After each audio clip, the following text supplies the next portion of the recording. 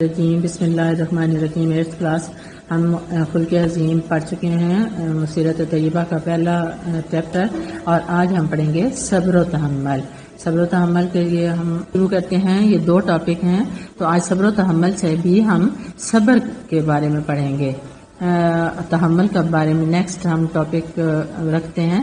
صبر کے معنی ہے اپنے آپ کو قابو میں رکھنا، تکالیف برداشت کرنا، کسی بات پر ثابت قدم رہنا.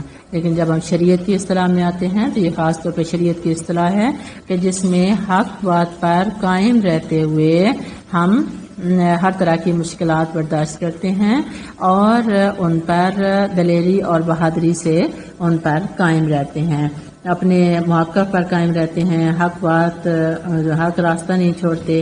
اور اس میں ہمارا مقصد جو ہوتا ہے وہ صرف اور صرف اللہ تعالیٰ کی رضا کے لیے کوشش کرنا ہوتا ہے.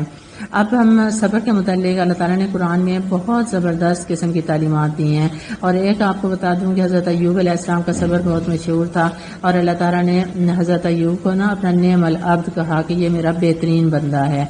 اور قرآن پاک میں صبر کے متعلق اللہ تعالیٰ نے جو بتایا کہا کہ وَلَنَبْلُوَنَّكُمْ ہم تمہیں آزمائیں گے، ضرور آزمائیں گے، ان چیزوں سے من الخوف خوف، جوئی بھوک، وَنَقْصٍ مِّنَ الْأَمْوَالِ مالوں کا نقصان، وَالْأَنفُسِ اور جانوں کا نقصان، وَالثَّمَرَاتِ اور پھلوں کا نقصان.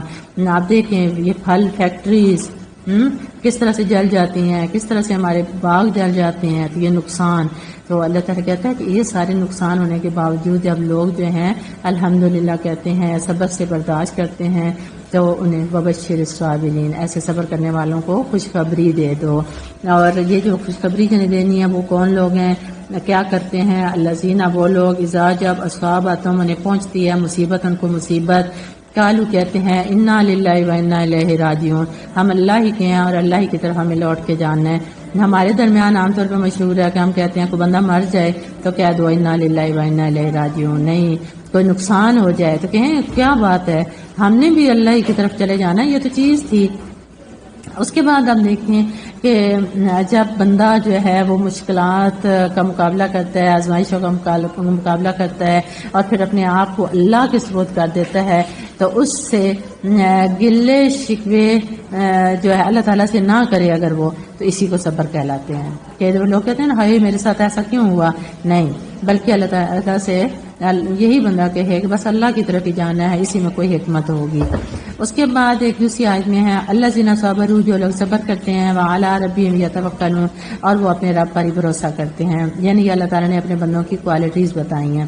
اب دو چیزوں کا ہمیں اس میں خیال رکھنا ہے، وہ کون سی ہیں؟ پہلی بات یہ ہے کہ جب بھی ہمارے ساتھ کوئی مشکلات ہم پیش آئیں، کوئی سختیاں آئیں اور محنت کرنے کے باوجود ہمیں کوئی اس کا پھل نہ ملے تو ہمیں مایوس نہیں ہونا چاہیے، بلکہ ہمیں اللہ کی طرف سے اسے ایک آزمائش سمجھنا چاہیے اور اپنے کام کو، اپنی محنت کو جاری رکھنا چاہیے اور اس وقتی ناکامی کو اپنے مستقبل کے لیے کامیابی یا ناکامی کا سہارا نہیں بنانا چاہیے، بلکہ اسے کامیابی کا زینہ بنانا چاہیے.